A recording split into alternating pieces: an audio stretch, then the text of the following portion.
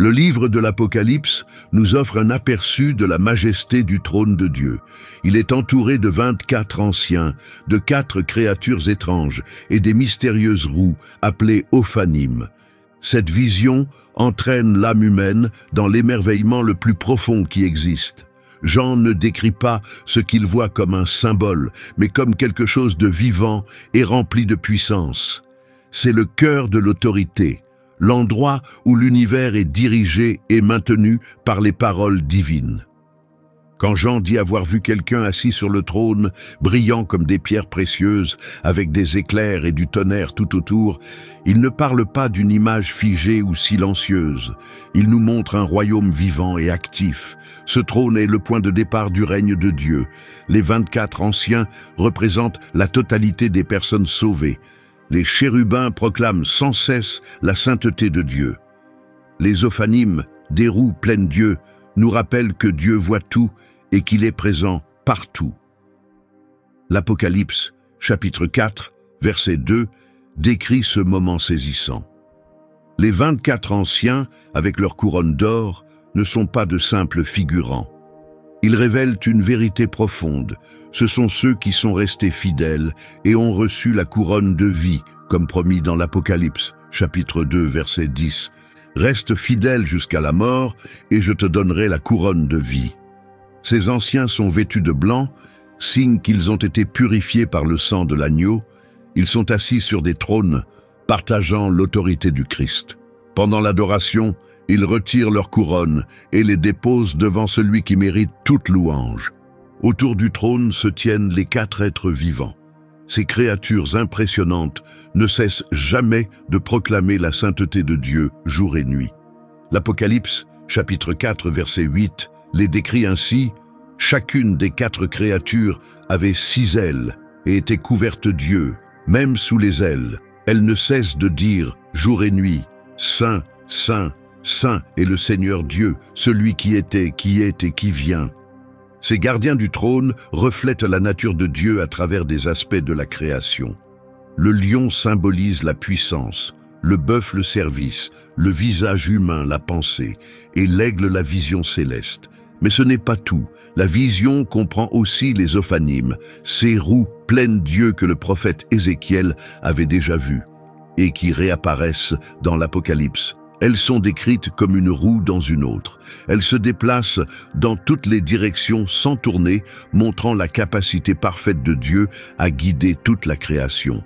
Dans Ézéchiel, chapitre 1, verset 19, il est écrit « Quand les êtres vivants avançaient, les roues à côté d'eux avançaient aussi. Et quand ils s'élevaient, les roues s'élevaient également. » Ces roues révèlent un Dieu qui n'est pas distant. Il est partout, conduisant l'histoire en toute connaissance. L'image des anciens, des chérubins et des roues forme une scène remplie d'adoration, de justice, de vision et de sagesse. Ce que Jean a vu n'est pas qu'un tableau, c'est un appel à reconnaître un royaume réel, supérieur, qui gouverne silencieusement toutes choses. C'est devant ce trône que l'agneau vient prendre le rouleau scellé, marquant le début du dernier chapitre de l'histoire.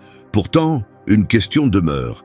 Qui sont exactement les 24 anciens assis sur les trônes autour du trône principal? Sont-ils des êtres célestes, des figures symboliques, ou représentent-ils l'Église glorifiée qui règne maintenant avec le Christ? L'Apocalypse nous donne quelques indices importants. En observant leurs vêtements, les couronnes sur leur tête et leur attitude devant l'agneau, on comprend que leur rôle a plus de sens qu'on ne l'imagine. C'est le point de départ pour saisir la gloire du trône de Dieu et l'identité de ceux qui ont l'honneur de s'asseoir tout près. Pour comprendre qui sont ces anciens, il faut revenir au moment où Jean se trouvait sur l'île de Patmos, sa détention, et comment la vision s'est dévoilée à lui. Ce qui est arrivé à Jean nous rappelle que ni les chaînes ni l'isolement ne peuvent empêcher une révélation divine. Depuis Patmos, la vision du trône commence, sans explication ni introduction lente, mais par une scène puissante et soudaine. Le trône apparaît au centre de tout, non comme une idée lointaine, mais comme une réalité proche et absolue. Celui qui est assis sur le trône resplendit comme le jaspe et le sardoine, des pierres brillantes et magnifiques. Cette lumière reflète la pureté, l'autorité et la dignité royale. Un arc-en-ciel vert entoure le trône, semblable à une émeraude. Cet arc-en-ciel symbolise la promesse éternelle que la justice de Dieu n'est jamais séparée de sa bonté. Ce mélange parfait de justice et de miséricorde est le premier indice pour percer le mystère de ce trône. Des éclairs et des coups de tonnerre émanent du trône, révélant la puissance de la présence divine. Pourtant, l'arc-en-ciel demeure, nous rappelant que sa justice est toujours enveloppée d'amour. Le trône est l'endroit où la crainte et l'espérance se rencontrent. C'est là que chaque être humain, chaque dirigeant, chaque nation affronte son destin. C'est de ce lieu central que sont prononcées les paroles qui maintiennent l'univers en ordre. Jean ne parle pas d'une idée ou d'un rêve, il révèle une vérité spirituelle certaine. Le trône est le cœur de toute chose. Aucun empire ne peut lui résister. Le psaume 97 présente une image similaire. Des nuées et l'obscurité l'environnent. La justice et le droit sont la base de son trône. Verset 2. La scène est pleine d'intensité, comme si toute la création retenait son souffle devant ce trône. Autour, Jean voit 24 trônes plus petits. Sur chacun est assis un ancien, vêtu de blanc et portant une couronne d'or. Cela introduit un mystère puissant. Ces êtres célestes ne font pas qu'observer, ils participent au règne de Dieu. Le lieu d'exil de Jean devient le lieu même où le ciel s'ouvre grand. Mais avant de pouvoir vraiment comprendre l'identité et le rôle de ces anciens, il faut tourner notre regard vers le centre, le trône lui-même. Le prophète Daniel a aussi décrit quelque chose de similaire en parlant de l'Ancien des jours, dont le trône était en feu et muni de roues flamboyantes, Daniel, chapitre 7, verset 9. La vision de Jean reprend ce que d'autres messagers ont vu avant lui. Le trône de Dieu est vivant, il bouge, brille de lumière et parle. Il n'est pas limité par l'espace ou le temps. Et pour Jean, seul et emprisonné, voir le règne ultime de Dieu fut plus qu'une vision. Ce fut une source d'espérance. Même si tout semblait indiquer que Rome détenait le pouvoir, la vérité, c'est que César n'avait pas le dernier mot. Ce pouvoir appartient au Seigneur, assis sur son trône. L'Apocalypse n'a pas été écrite pour faire peur, mais pour offrir une espérance profonde et durable. Le royaume éternel de Dieu est déjà à l'œuvre. Rien n'échappe à son autorité. Les voix que Jean entend ressemblent à des ordres venus du ciel qui façonnent les événements de l'histoire. Lorsqu'il parle de la salle du trône, il ne s'agit pas seulement d'adoration, il décrit l'autorité, le pouvoir et le lieu où les décisions sont prises. C'est là que le destin des nations se dessine, que la justice est rendue et que la vie commence. C'est pourquoi Ésaïe a dit un jour « J'ai vu le Seigneur assis sur un trône, élevé et majestueux ». Ésaïe 6, 1. Ce que Jean voit n'est pas seulement le centre de tout, c'est le cœur même de la vérité divine. Puis la vision devient encore plus grande. Le trône de Dieu n'est jamais isolé. Il est entouré d'êtres célestes qui l'adorent et accomplissent sa volonté. L'image devient plus riche, comme si la frontière entre le monde physique et spirituel s'effaçait doucement. À ce moment-là, sur l'île de Patmos, alors que le monde semblait avoir oublié l'apôtre âgé, le ciel s'ouvre pour lui révéler des vérités éternelles. Cet homme, qui un jour s'était appuyé sur Jésus pendant un repas, voit maintenant le Seigneur régner dans la gloire. Cela montre que la douleur et l'isolement ne peuvent empêcher la gloire de Dieu de se manifester. Son exil devient une porte ouverte vers la cour céleste. Et là, devant le trône principal, Jean voit 24 anciens assis dans un lieu de grande dignité. Mais qui sont ces anciens? Pourquoi sont-ils placés si près de Dieu? Que signifient leurs vêtements blancs et leurs couronnes d'or? Jean dévoile un nouveau niveau de cette vision. Il nous montre qu'autour du trône, il n'y a pas de silence, mais un groupe de témoins qui portent le message du salut. La signification des 24 anciens. Jean remarque 24 trônes entourant le trône principal. Un ancien est assis sur chacun, vêtu de blanc et portant une couronne d'or. Bien que la scène semble mystérieuse, elle est remplie de symboles puissants. Ces anciens ne sont pas simplement présents, ils jouent un rôle actif dans le conseil céleste de Dieu. Le nombre 24 n'est pas un hasard. Dans la Bible, le chiffre 12 symbolise souvent l'ordre divin et la plénitude. Les 12 tribus d'Israël formaient la base de la première alliance. Les 12 apôtres ont établi les fondations de la nouvelle alliance. Ainsi, lorsque Jean voit 24 anciens, cela reflète l'unité des deux. Une image du peuple de Dieu dans son ensemble, ceux issus du temps d'Abraham et ceux sauvés par Jésus. Cela signifie que rien ne manque dans le plan de Dieu. Leurs vêtements blancs confirment cette idée. Dans l'Apocalypse 3:5, Jésus promet « Celui qui vaincra sera vêtu de vêtements blancs, et je n'effacerai jamais son nom du livre de vie. » Ces vêtements ne viennent pas de leur propre mérite, mais de la justice du Christ donnée à ceux qui sont sauvés. Chaque ancien devant le trône est une preuve vivante que le salut n'est pas une idée abstraite. C'est une victoire réelle et accomplie. Les couronnes d'or portent un autre message important. Ce ne sont pas des couronnes royales comme celles des rois de la terre, mais des couronnes appelées Stéphanos. Celles qu'on offrait au vainqueur Paul en parle dans 2 Timothée 4:8. Les porter devant le trône de Dieu signifie que la course de la foi est terminée, la victoire est acquise et la récompense est offerte en retour dans l'adoration. Il y a encore d'autres indices qui montrent que ces anciens ne sont pas des anges, mais des êtres humains sauvés. Le mot « ancien », presbytéros, n'est jamais utilisé dans la Bible pour désigner des anges. Il parle toujours de personnes en position de responsabilité. Et dans l'Apocalypse 5:9, ils chantent un cantique à Jésus. « Tu as racheté pour Dieu, par ton sang, des gens de toute tribu, langue et nation. » Ce chant ne peut venir que de ceux qui ont été sauvés par le sacrifice de Jésus, pas des anges. Ces détails nous aident à comprendre que les 24 anciens représentent l'Église glorifiée. Ils symbolisent tous ceux qui sont restés fidèles, preuve vivante que les promesses de Dieu se sont réalisées. Ces anciens partagent aussi l'autorité de Jésus. Ils sont assis sur des trônes parce qu'il leur a donné une place dans son règne. Dans l'Apocalypse 3:21, Jésus promet « À celui qui vaincra, je donnerai de s'asseoir avec moi sur mon trône, comme moi aussi j'ai vaincu et me suis assis avec mon Père sur son trône. » Leur présence dans cette vision montre que l'avenir du peuple de Dieu est déjà inclus dans son plan.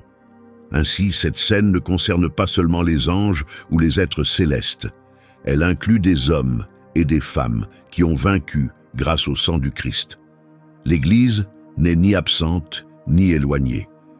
Elle est déjà présente au trône, montrant le lieu où vont toutes les âmes sauvées. Cela nous conduit à un moment important. Si ces anciens sont les rachetés, que signifie le fait qu'ils jettent leur couronne devant le trône? C'est une manière de dire que toute victoire, tout mérite et tout honneur reviennent à Dieu seul. Ils ne revendiquent rien. Tout vient du Christ. En faisant cela, ils montrent une reddition totale, remettant même leur récompense à celui qui mérite tout. Mais la vision continue de se déployer. Si les anciens représentent le peuple de Dieu, qui sont alors ces êtres étranges et puissants autour du trône, ceux remplis de Dieu qui proclament sans cesse la sainteté de Dieu. Les 4 êtres vivants, protecteurs de la sainteté divine. À mesure que Jean décrit ce qu'il voit, l'attention se porte sur des créatures qui échappent à toute catégorie ordinaire. Ce ne sont pas des humains sauvés, et ce ne sont pas non plus des anges classiques. Il les appelle êtres vivants et les place au plus près du trône. Ce sont eux qui gardent directement la sainteté de Dieu. Leur présence est si intense que rien qu'en lisant leur description, on ressent la profondeur du monde spirituel. Chaque détail donné par Jean est chargé de sens. Il explique qu'ils sont 4, entièrement couverts d'yeux, à l'intérieur comme à l'extérieur. Rien ne leur échappe. Le premier ressemble à un lion, le deuxième à un taureau, le troisième à un visage humain et le quatrième est semblable à un aigle en plein vol. Cela reflète la vision du prophète Ézéchiel, qui avait lui aussi vu de telles créatures liées au char de feu portant le trône de Dieu. Dans l'Apocalypse 4:8, il est écrit « Ils ne cessent de dire jour et nuit, Saint, Saint, Saint est le Seigneur Dieu, le Tout-Puissant, celui qui était, qui est et qui vient. Le lion représente la puissance et la royauté, rappelant qu'aucune force ne peut surpasser Dieu. Le bœuf symbolise le travail et l'offrande, montrant que Dieu règne avec justice et don de soi. Le visage humain reflète la pensée et la perception. Dieu dirige avec une sagesse profonde. L'aigle en vol, avec sa vue perçante et son envol majestueux, représente la vision illimitée de Dieu au-delà du temps et de l'espace. Leur corps couvert d'yeux symbolise une vigilance constante. Rien n'échappe au Créateur et leur présence en témoigne. Ces créatures n'observent pas seulement, elles expriment la nature omnisciente de Dieu. Elles nous rappellent sans cesse que nous ne sommes jamais hors de sa vue. Comme le psalmiste l'a écrit, « Où pourrais-je fuir loin de ton esprit? Où pourrais-je m'échapper loin de ta présence ?» Psaume 139, 7. Leur mission principale est l'adoration. Alors que les anciens représentent ceux qui ont été sauvés, ces êtres vivants incarnent l'ordre le plus élevé des anges, créés pour une seule raison: honorer à jamais la pureté de Dieu. Ils ne posent pas de questions, ne formulent aucune demande, ils proclament simplement cette vérité immuable: le Seigneur est saint. Leur louange incessante n'est pas une répétition vide de sens, c'est la reconnaissance continue d'une réalité éternelle. Chaque instant dans l'éternité révèle un nouvel aspect de la sainteté de Dieu, si bien qu'il n'y a jamais de pause autour de son trône. Pourtant, l'adoration n'est pas leur seule fonction. Dans l'Apocalypse chapitre 6, Jean révèle qu'ils participent aussi au jugement exercé par l'agneau lorsqu'il ouvre les sceaux. Ces êtres interviennent pour libérer la justice divine sur la terre. Lorsque le premier sceau est brisé, l'un d'eux dit « Viens » et un cheval blanc apparaît. Au second sceau, un autre annonce le cheval rouge, et ainsi de suite. Ils ne chantent pas seulement, ils proclament l'arrivée de la justice de Dieu. Ce double rôle, adoration et jugement, montre que la sainteté de Dieu n'est pas une simple émotion. Elle se manifeste par la louange et la justice. Ces quatre êtres prouvent que la véritable adoration inclut toujours la droiture. Ils proclament la sainteté de Dieu tout en accomplissant activement sa volonté. Leur position autour du trône montre leur proximité extrême avec Dieu. Ils sont même plus proches que les anciens, comme s'ils protégèrent le cœur même de sa présence. Dans l'Ancien Testament, les chérubins étendaient leurs ailes au-dessus du propitiatoire, l'endroit où la gloire de Dieu apparaissait. De la même manière, ces quatre êtres vivants encerclent le trône, nous rappelant que l'accès à la présence divine exige respect et crainte.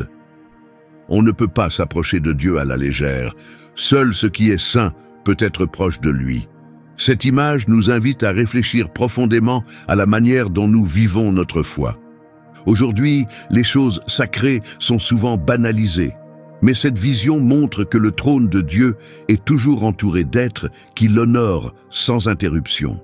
Il nous rappelle que toute la création, tout ce qui représente la puissance, le service, l'intelligence et la grandeur, doit se soumettre humblement à Dieu seul sur l'île de Patmos. Jean voit que le trône céleste n'est pas laissé sans protection. Il est entouré d'êtres majestueux, dont la présence inspire une profonde révérence. Les croyants qui souffrent trouvent du réconfort dans cette vision. Elle leur montre que le ciel n'est ni lointain ni indifférent. Ces puissants êtres participent à la fois à l'adoration céleste et au jugement de Dieu. Le trône de Dieu est inviolable, protégé par sa sainteté et sa justice. Si ces créatures proclament sans cesse sa pureté, comment pourrions-nous faire moins que de nous joindre à leur adoration ? Tout près du trône, tout suit un ordre parfait. Chaque créature remplit son rôle avec un but précis. Mais à côté de ces gardiens puissants, une autre vision extraordinaire apparaît. Une vision qui continue d'émerveiller lecteurs et théologiens. Des roues pleines d'yeux qui se déplacent en harmonie avec le trône flamboyant. Le mystère des Ophanimes, les roues de feu. Avant de continuer, si ce message vous a encouragé ou inspiré, pensez à aimer, commenter et le partager. Abonnez-vous à la chaîne et si vous souhaitez soutenir ce travail, cliquez sur le bouton merci. Vous pouvez donner ce que vous voulez ou même devenir membre afin que nous puissions continuer à créer du contenu édifiant et inspirant. Revenons à la vision. Alors que les 4 êtres vivants semblaient déjà incompréhensibles, Jean, comme les prophètes avant lui, voit quelque chose d'encore plus étonnant. Ézéchiel a parlé de roues en feu, couvertes d'yeux, se déplaçant en parfaite harmonie avec les êtres vivants. Ce n'étaient pas de simples roues, elles étaient vivantes, pleinement conscientes et directement liées au mouvement du trône de Dieu. Ces êtres sont aujourd'hui connus sous le nom d'Ophanim, les roues qui soutiennent et suivent le trône céleste. Dans Ézéchiel 1,15, on lit « Je regardais les êtres vivants, et je vis une roue sur la terre, à côté de chacun d'eux, près des 4 faces. » Il décrit ensuite les roues comme brillantes comme du béryl, et chacune semblait être une roue à l'intérieur d'une autre. Cette image complexe évoque quelque chose de mystérieux, de profond et de divin. Ce ne sont pas des symboles décoratifs, elles font partie intégrante de la réalité du royaume de Dieu. Les roues étaient couvertes d'yeux tout autour. Ce détail n'est pas anodin, il est essentiel à leur signification. Les yeux représentent la connaissance, la conscience et l'attention. Les ophanimes symbolisent la connaissance parfaite de Dieu. Rien ne lui est caché. Aucun lieu secret, aucun recoin sombre, aucune pensée oubliée. Les yeux qui recouvrent les roues montrent que chaque mouvement du trône se fait avec une compréhension totale et une sagesse parfaite. Un autre détail frappant, les roues pouvaient se déplacer dans toutes les directions sans tourner. Partout où l'esprit voulait aller, elles le suivaient, avançant avec les êtres vivants. Ézéchiel 1,20 dit ceci. « Là où l'esprit voulait aller, les êtres vivants allaient aussi. Et les roues s'élevaient avec eux, car l'esprit des êtres vivants était dans les roues. » Cette image porte un sens profond.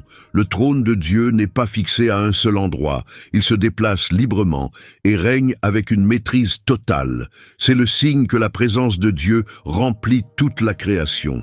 Son règne couvre l'univers dans un mouvement constant et sans obstacle. Le prophète Daniel a lui aussi eu une vision du trône de Dieu.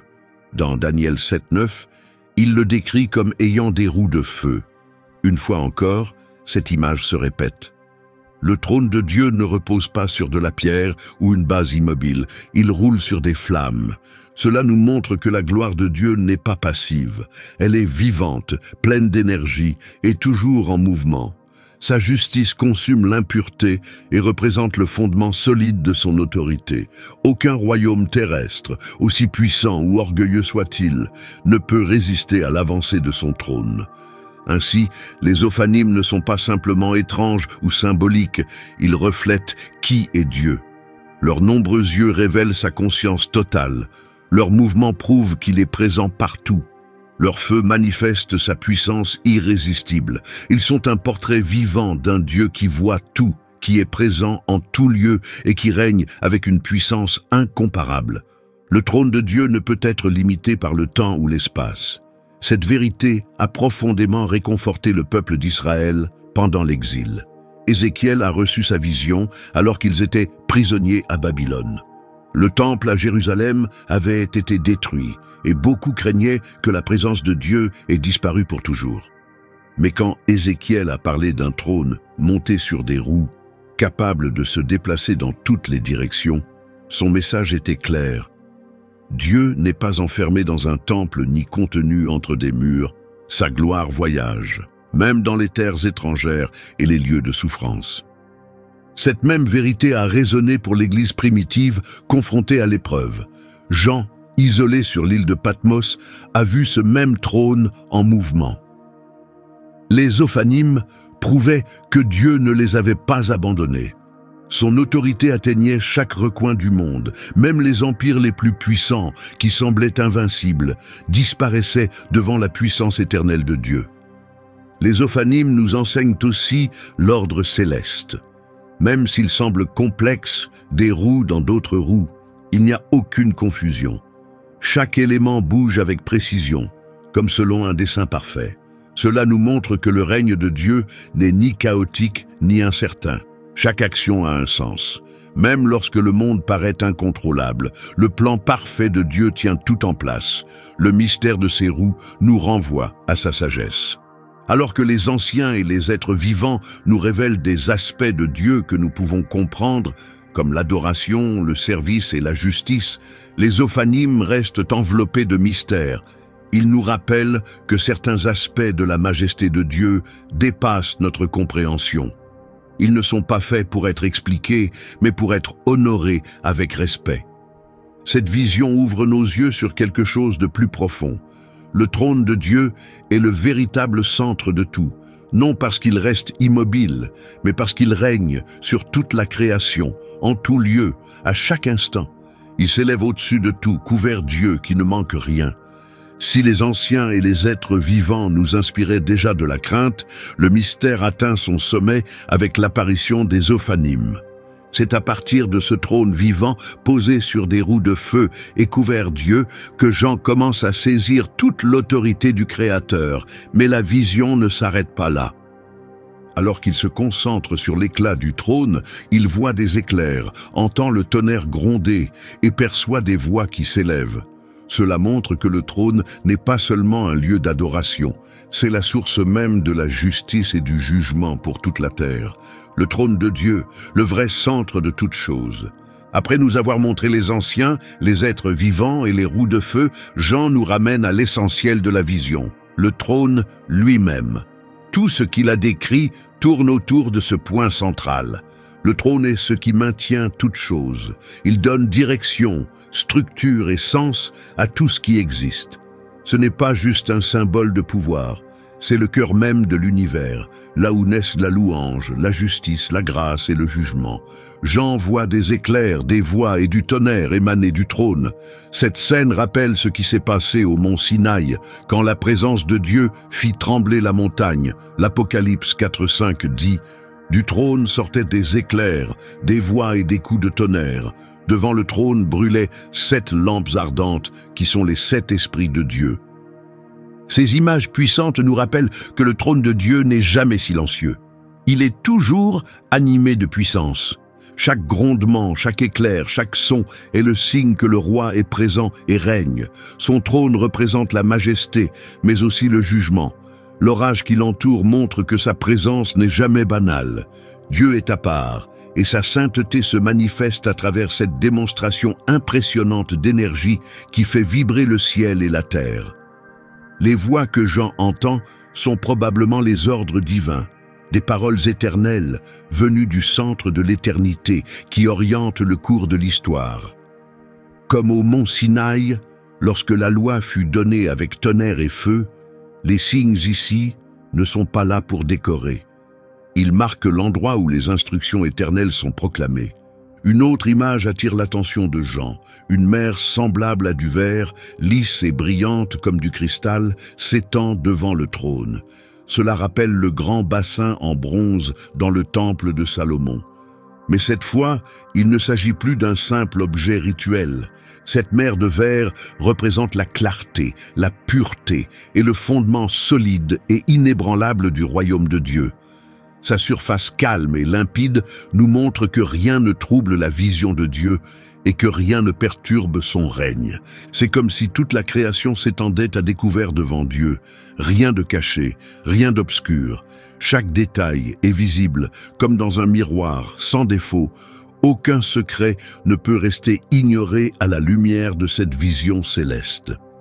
Jean remarque aussi 7 flammes brûlant devant le trône. Ce sont les 7 esprits de Dieu. Ce détail révèle la plénitude du Saint-Esprit, présent là, dans la salle du trône. L'Esprit agit dans toute l'adoration et dans chaque aspect du jugement divin. Le trône n'est pas seulement le siège du Père, c'est le centre où les 3 personnes de la Trinité œuvrent ensemble. Le Père règne, le Fils apparaît comme l'agneau, et le Saint-Esprit agit dans toute sa plénitude. Le trône n'est pas simplement un lieu où Dieu s'assoit, c'est la source même qui maintient tout en ordre. Le prophète Ésaïe a décrit quelque chose de similaire en écrivant « J'ai vu le Seigneur assis sur un trône, élevé et majestueux, et l'ourlet de sa robe remplissait le temple. » Ésaïe 6, 1. La vision de Jean confirme que ce même trône, révélé depuis longtemps, est toujours là, inchangé, glorieux et entouré de louanges éternelles. Pour les croyants du 1er siècle, confrontés à la pression et à la violence de Rome, cette vision apportait un puissant encouragement. Elle leur rappelait que César n'était pas maître du monde. La force militaire, les systèmes politiques et les chefs d'empire n'étaient pas les vrais dirigeants de l'histoire. Le véritable centre de tout est en haut, dans le ciel, là où se trouve le trône de Dieu, intact. C'est le message que Jean transmet. Même lorsque la vie semble chaotique, le ciel ne l'est pas. Chaque son, chaque éclair, chaque mouvement autour du trône proclame que tout est encore sous le contrôle de Dieu. Ce trône est le lieu où se rencontrent justice et miséricorde. C'est là que l'agneau s'avancera pour recevoir le rouleau scellé et commencer à briser ses sceaux, déclenchant le jugement sur le monde. Mais regardons bien l'ordre des événements. Avant qu'aucun sceau ne soit ouvert, avant que le jugement ne commence, il y a l'adoration. Ce n'est pas un hasard. Cela montre le plan parfait de Dieu. Son règne commence non par la punition, mais par la louange et la reconnaissance de sa sainteté. La miséricorde et le jugement coexistent au trône. Cette idée va à l'encontre de notre perception humaine. Dans notre monde, le pouvoir réside souvent dans les palais, les institutions et les systèmes politiques changeants. Mais Jean nous offre un autre regard. Le vrai centre de l'histoire, la véritable salle de contrôle, n'est pas sur terre. Elle est au ciel. Tout ce qui se passe dans le monde est façonné par ce qui se déroule devant ce trône éternel. C'est là que le destin des nations est décidé. C'est là que le commencement et la fin de chaque vie sont connus. C'est depuis ce lieu que le temps et l'éternité sont dirigés par la main du Tout-Puissant. Au fur et à mesure que la vision avance, une chose devient claire. Le trône n'est jamais seul. Il est entouré d'êtres qui reflètent chacun quelque chose d'unique sur Dieu. Au-delà des anciens, des chérubins et des roues mystérieuses, la scène révèle quelque chose de plus profond. Un lien entre ces êtres célestes et les qualités divines qu'ils représentent. Au centre, il y a le trône, mais chaque figure qui l'entoure aide à exprimer un aspect de la nature éternelle de Dieu. Comprendre la signification des êtres célestes. Dans cette vision, rien n'est laissé au hasard. Tout autour du trône a un but. Les 24 anciens, les 4 êtres vivants et les ophanimes ne sont pas de simples formes fascinantes. Ce sont des messages vivants, des symboles qui révèlent des vérités profondes sur qui est Dieu. L'Apocalypse ne présente pas ces êtres comme des éléments de décor. Ils sont des signes visibles du caractère de Dieu. À travers les anciens, nous voyons le peuple racheté, l'Église victorieuse. Leurs robes blanches symbolisent la justice, leur couronne l'honneur, et leur trône prouve que Dieu a tenu sa promesse. Son peuple règne maintenant avec le Christ. Cela montre la grâce et la fidélité de Dieu. Il transforme ce qui était brisé en quelque chose de glorieux et d'éternel. À travers les 4 êtres vivants, nous découvrons la sainteté de Dieu. Ces créatures représentent différentes facettes de la création, la puissance, le service, l'intelligence et la capacité à s'élever. Couvertes Dieu et en adoration constante, elles montrent que la sainteté de Dieu touche chaque partie de la vie. Il n'y a aucun endroit où sa pureté ne peut aller. Quand elles s'écrient « Saint, Saint, Saint », elles ne décrivent pas seulement Dieu comme bon ou pur. Elles proclament qu'il est unique, totalement à part. Ces êtres nous enseignent que la véritable adoration commence par une juste compréhension de qui est Dieu. Puis viennent les ophanimes, des roues vivantes, pleines d'yeux, toujours en mouvement. Grâce à eux, nous comprenons la souveraineté de Dieu. Ces roues se déplacent dans toutes les directions sans jamais avoir besoin de tourner. Leur vigilance et leur déplacement montrent que Dieu règne avec une vision complète, sans limite géographique ni culturelle. Partout où l'Esprit conduit, elles suivent.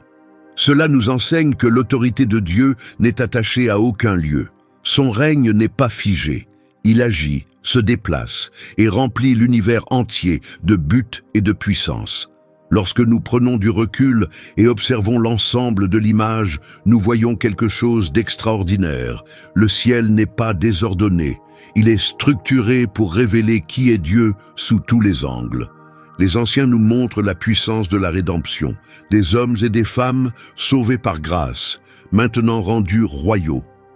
Les êtres vivants reflètent la création entièrement soumise à un Dieu saint. Les ophanimes révèlent la puissance irrésistible qui maintient tout en ordre sous le règne divin. Chaque groupe joue un rôle, et ensemble, ils proclament la gloire de celui qui est assis sur le trône. C'est comme si le ciel lui-même avait été conçu pour nous offrir une image claire de la nature de Dieu. Cette réalité céleste nous rappelle que l'adoration n'est pas une simple routine ou une tradition. C'est une réponse profonde à ce que Dieu est vraiment. L'Église chante parce qu'elle a été sauvée, les anges louent parce qu'ils voient la sainteté de près, les roues tournent parce que l'Esprit de Dieu guide toute l'histoire. Tous ces éléments se combinent pour nous montrer que le trône est à la fois le centre de l'adoration et le centre de l'autorité divine. La façon dont les êtres célestes interagissent entre eux a aussi une signification. Quand les êtres vivants adorent, les anciens répondent en jetant leur couronne. Cela montre comment l'Église réagit à la louange constante de la création.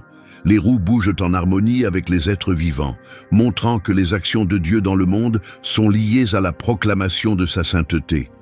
Il n'y a ni conflit, ni désaccord. Tout au ciel bouge en parfaite harmonie devant le trône. C'est un contraste frappant avec la vie sur terre, où les royaumes sont divisés, les gouvernements s'effondrent, et même le peuple de Dieu lutte pour rester uni. Mais dans le ciel, il n'y a aucune division. Chaque être connaît sa place et accomplit son rôle à la perfection. Cette différence nous enseigne une vérité importante. La plénitude du royaume de Dieu sera marquée par l'unité parfaite, une unité qui ne se trouve que devant son trône. Il y a longtemps, les prophètes ont eu des aperçus de cette réalité. Ésaïe a vu le Seigneur élevé et glorieux, et il a entendu les séraphins proclamer la sainteté de Dieu. Ézéchiel a vu les roues de feu et le trône se déplacer avec autorité. Daniel a vu l'Ancien des jours et un fleuve de feu sortir de sa présence, symbole de justice. Et maintenant, sur l'île de Patmos, Jean rassemble toutes ces images. Il montre que chaque vision vient du même Dieu, révélée de manière différente, mais toujours dans une unité parfaite. Et cette unité nous conduit à Christ. Il est au centre de tout ce que Jean voit. Les anciens s'inclinent devant lui et déposent leur couronne à ses pieds. C'est grâce au sacrifice de Jésus que le chant de la rédemption peut être chanté. C'est son autorité qui ouvre le rouleau et déclenche le jugement. Le sens de tous ces êtres célestes devient clair uniquement lorsque nous comprenons qu'ils pointent tous vers l'agneau immolé, et maintenant vivant pour toujours. Cette vision du trône n'est pas seulement une scène magnifique, elle porte un message plein de sens. Elle nous dit que l'Église a un avenir, que la création a une direction, et que l'univers est gouverné par un Dieu qui voit et comprend tout. Il n'y a ni hasard, ni désordre dans son plan. Chaque ancien, chaque créature et chaque roue confirment que l'ordre de Dieu est parfait. Mais l'Apocalypse ne s'arrête pas à une image du ciel. Le trône et les êtres qui l'entourent ont un but plus grand. Ils nous montrent comment cette réalité céleste devrait influencer notre manière de vivre. Si le ciel est marqué par l'unité, l'adoration et la soumission à Dieu, alors comment l'Église devrait-elle vivre ici, sur terre? C'est la question que cette vision nous pose. L'appel du ciel à travers Jean. Jean n'a pas reçu cette vision pour simplement l'admirer. C'était un message à transmettre. Seul sur Patmos, il a été appelé à parler à une église en difficulté. Le vrai pouvoir n'appartient pas à Rome, ni à aucune autorité humaine. Le véritable pouvoir appartient à celui qui est sur le trône. Chaque image que Jean partage, les anciens, les créatures, les roues de feu, la mer de verre, les éclairs, pointent vers cette vérité. Nos vies doivent être façonnées par la réalité du trône de Dieu. La première réponse que cette vision appelle, c'est l'adoration. Dans le ciel, tout est uni pour honorer la sainteté et la gloire de Dieu. Il n'y a ni orgueil, ni conflit, ni distraction. Les anciens déposent leur couronne, les êtres vivants ne cessent de louer, et les roues bougent selon l'esprit. Ce que Jean voit, c'est un univers en parfait ordre, où chaque être accomplit pleinement sa véritable mission. Cela remet en question nos propres cœurs, souvent en quête de reconnaissance et d'importance personnelle. Au lieu de cela, nous sommes invités à rendre toute gloire et tout honneur à celui qui nous a créés. Comme le dit l'Apocalypse 4:11, « Tu es digne, notre Seigneur et notre Dieu, de recevoir la gloire, l'honneur et la puissance, car tu as créé toutes choses. » Le deuxième message est un appel à la persévérance. Les 24 anciens n'apparaissent pas soudainement. Ils représentent l'Église fidèle, ceux qui ont traversé les épreuves et sont restés loyaux envers Christ. Leurs robes et leurs couronnes sont l'accomplissement de promesses tenues, Jésus récompensant ceux qui ont tenu bon et ne l'ont pas renié. Pour Jean, exilé et seul, et pour les croyants dispersés dans l'Empire romain, cette vision confirmait que persévérer dans la foi n'était jamais vain. Le ciel honore déjà ceux qui ont vaincu, et ceux qui souffrent encore partagent cette même espérance éternelle. Troisièmement, la vision nous appelle à faire confiance. Les roues, les ophanimes, nous montrent que le trône de Dieu est toujours en mouvement. Il n'est pas figé. Il est rempli d'yeux et de feu, conduit par l'Esprit même, quand la vie semble chaotique et instable. Un dessein divin maintient tout en place. Cette vérité apporte la paix. Comme le dit le psaume 103, verset 19, « Le Seigneur a établi son trône dans les cieux, et son règne domine sur tout. » Aucune décision d'un dirigeant, aucune guerre, aucune crise personnelle ne peut annuler ce qui a déjà été proclamé depuis ce trône. Le quatrième message est un appel à la sainteté. Les êtres vivants qui crient « Saint, Saint, Saint » jour et nuit nous rappellent que la vie devant Dieu ne peut être vécue à la légère. Le même Dieu qui reçoit une louange constante appelle aussi à un cœur pur et totalement soumis. Cette sainteté ne se résume pas à des règles ou à un bon comportement. Elle consiste à être transformé à l'image de Dieu, ce qui n'est possible que parce que Jésus, l'agneau, a accompli pour nous. Cinquièmement, cette vision nous appelle à espérer. Le trône n'est pas seulement le lieu des jugements, c'est aussi celui où les promesses sont rappelées. L'arc-en-ciel autour du trône, brillant comme une émeraude, nous ramène au symbole de l'alliance de Dieu avec l'humanité même, au milieu des éclairs et du tonnerre. La miséricorde se tient aux côtés de la justice. Pour les premiers chrétiens, entourés de peur et d'opposition, cette image leur donnait le courage d'avancer. Pour les croyants d'aujourd'hui, c'est notre fondement. L'histoire ne se termine pas dans la confusion. Elle se termine dans le triomphe du Christ. La vision du trône nous conduit à une vérité finale. Tout converge vers Jésus. Tout au long de l'Apocalypse, il est l'agneau immolé, vivant pour l'éternité. Lui seul est digne d'ouvrir le rouleau, d'en briser les sceaux et d'accomplir le plan de Dieu. Sans lui, il n'y aurait ni louange des anciens, ni victoire pour les fidèles, ni justice contre le mal. Tout dans la salle du trône tourne autour de l'agneau. Cela nous rappelle que la foi chrétienne ne repose pas sur des images lointaines ou des idées vagues. Elle repose sur l'œuvre réelle et accomplie de Jésus, qui a donné sa vie pour racheter un peuple issu de chaque culture, langue et nation. Cette dernière partie de la vision est aussi une invitation personnelle, un appel à se soumettre. Si tout le ciel s'incline devant le trône de Dieu, comment pourrions-nous rester indifférents ? Si les anciens déposent leur couronne, si les roues brûlent de feu, si les créatures crient « Saint » pour l'éternité, alors chaque cœur humain est appelé à répondre. Cette vision exige une décision. Soit nous nous remettons à l'agneau, soit nous restons à l'extérieur du cercle de l'adoration. Jean a reçu cette révélation puissante sur Patmos, non pour satisfaire la curiosité, mais pour réveiller l'Église à sa mission. Cette même mission est toujours vivante aujourd'hui.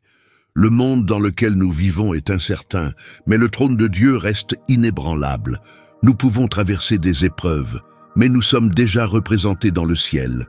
Nous pouvons nous sentir faibles, mais nous appartenons à un ordre éternel où tout reflète la gloire de Dieu. Et si le trône est réellement le centre de l'univers, alors nos vies n'ont de sens que lorsqu'elles tournent autour de lui.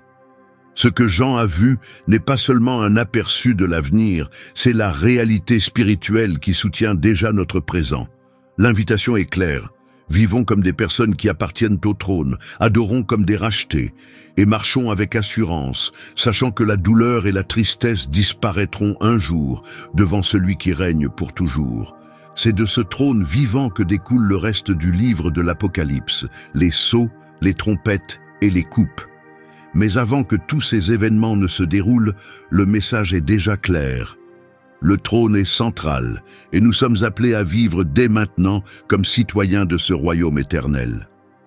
Au cœur de tout ce que Jean décrit, les anciens, les êtres vivants, les roues de feu, les éclairs, le tonnerre, l'adoration sans fin, il y a une vérité qui tient tout ensemble. Jésus-Christ est le centre de la gloire céleste. Il est l'agneau qui est mort et qui vit maintenant pour toujours. C'est grâce à son sacrifice que les anciens peuvent chanter. Grâce à lui, l'Église est couronnée. L'adoration jaillit parce qu'il est digne. Les roues bougent parce qu'il dirige l'histoire et les créatures ne cessent jamais, car sa sainteté n'a pas de fin. Le trône est magnifique, mais l'agneau en est le centre. Sans Jésus, il n'y a ni louange, ni salut, ni avenir. La vision de Jean ne prend sens qu'à la lumière de la mort et de la résurrection du Christ. Par lui, le ciel et la terre sont réunis. Le temps et l'éternité sont liés. Un peuple a été formé pour rendre gloire à Dieu. Ainsi, ce que Jean a vu ne concerne pas uniquement l'avenir. Cela façonne déjà la vie de tous ceux qui se sont donnés au Fils. C'est pourquoi cette vision n'est pas seulement à contempler, elle est faite pour y répondre. Si le ciel s'incline devant l'agneau, comment pourrions-nous rester immobiles? Voici l'appel qui résonne depuis le trône lui-même. Vis dans la soumission à Jésus. Reconnais-le comme Seigneur, Rédempteur et Roi éternel. Si aujourd'hui tu ressens le désir de revenir à Jésus après t'en être éloigné, ou si tu es prêt à commencer une vie nouvelle sur le chemin du salut éternel, ouvre ton cœur et dis avec foi, « Je te reçois, Seigneur Jésus, comme seul Seigneur et Sauveur de ma vie. » Et si tu lui appartiens déjà, écris « Amen » dans les commentaires ci-dessous. Ce mot unique est bien plus qu'une déclaration.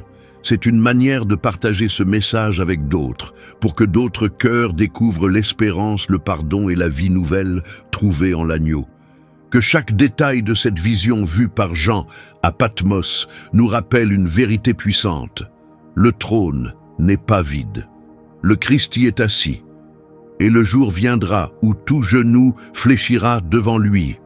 D'ici là, vivons comme des citoyens de son royaume, accrochés à l'espérance, marchant par la foi et aspirant au moment où nous nous tiendrons devant celui qui seul est digne d'ouvrir le rouleau et d'en briser les sceaux.